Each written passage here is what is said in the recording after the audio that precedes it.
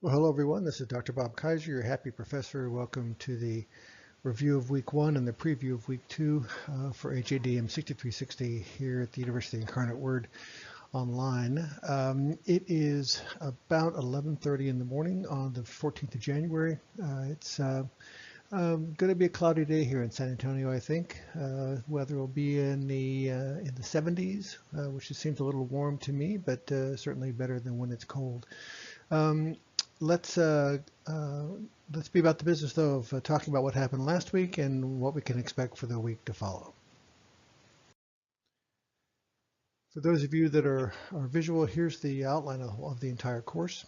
The part that's highlighted in the light blue we've already completed, and the part that's highlighted in yellow is the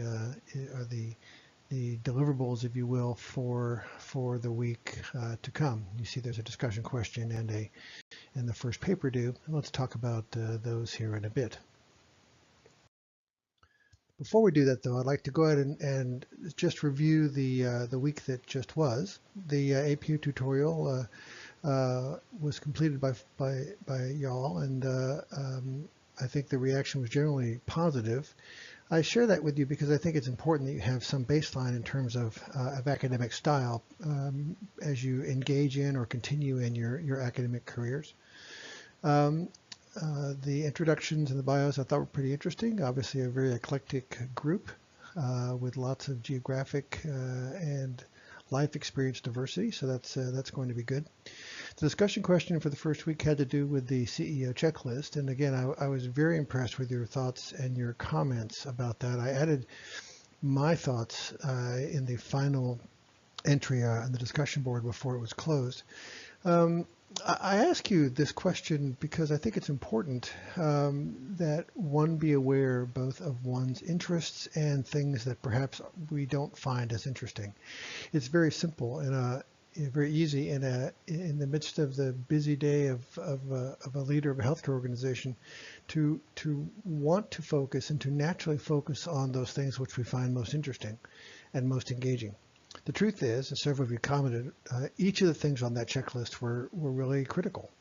And I would argue that it would be possible to construct this in such a way as to make the point that the most important one of those points would be the one that was not being attended to. If you were like me and you have certain preferences and certain biases and things you find interesting and things that you don't, it's not the role necessarily of the leader to become all things to all people.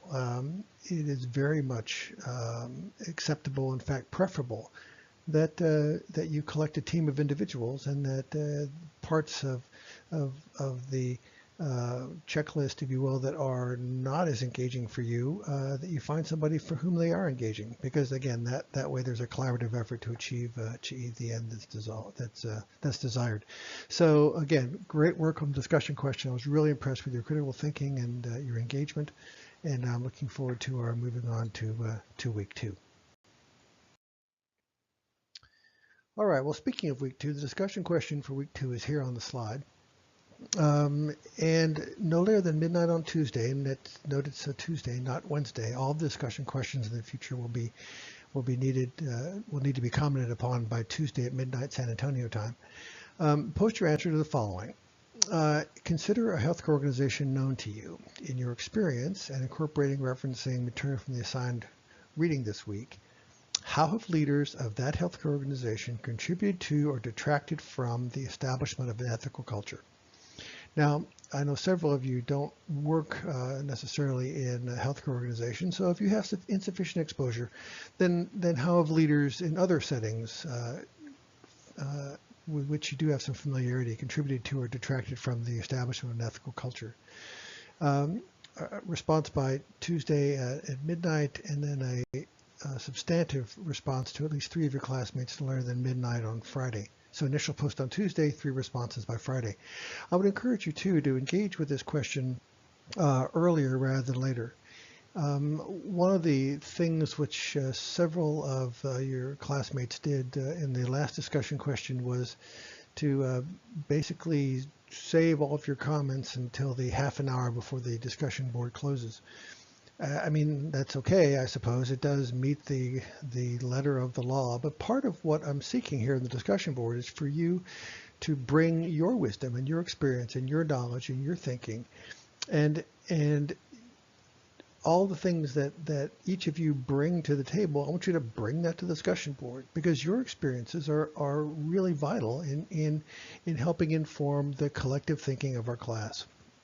So if you only contribute at the very end, that means that your classmates really don't have an opportunity to see what you've written and to consider it and to take it in and to reflect upon it. And part of that mutual reflection, I think, is what makes the discussion board work. So that's the discussion question for the week, and I really am looking forward to your thinking, particularly based on the quality that you brought to bear for the discussion question in the first week.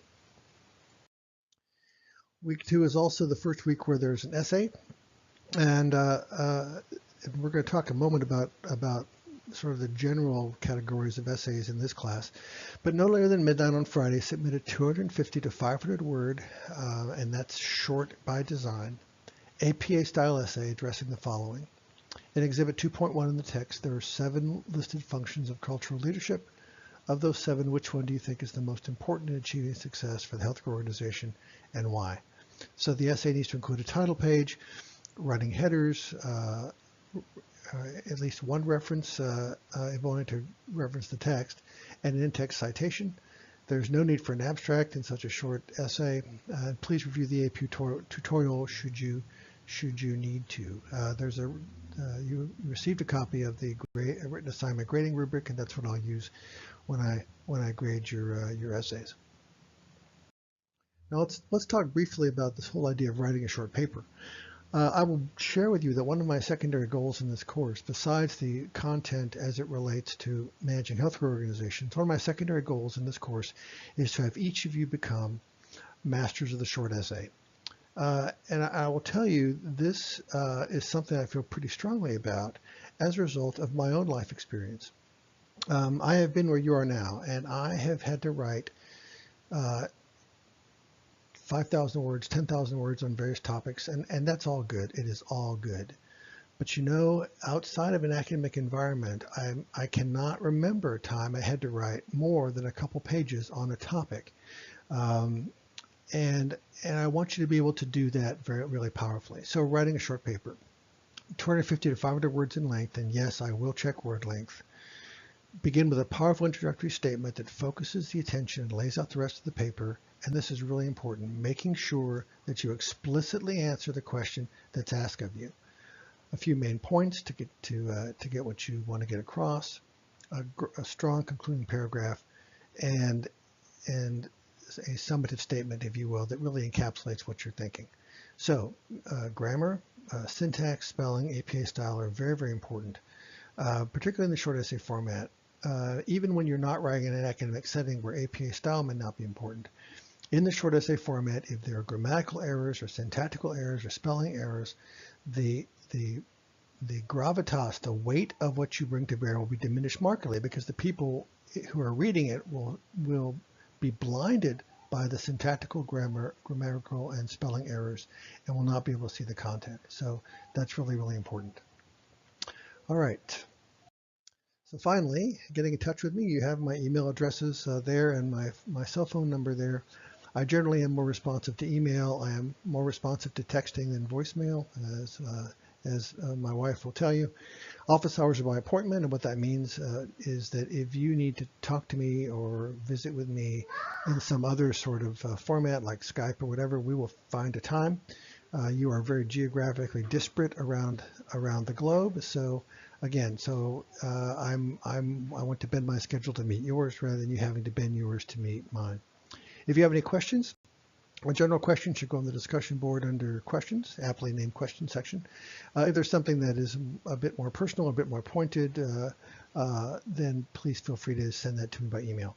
I'm really pleased with how the first week has gone, and I am looking forward very much to seeing how you deal with and engage with the discussion, both the discussion question actually and the essay question for this week. So with that, I will let you go, and I will see you around the discussion boards. Thanks. Bye-bye.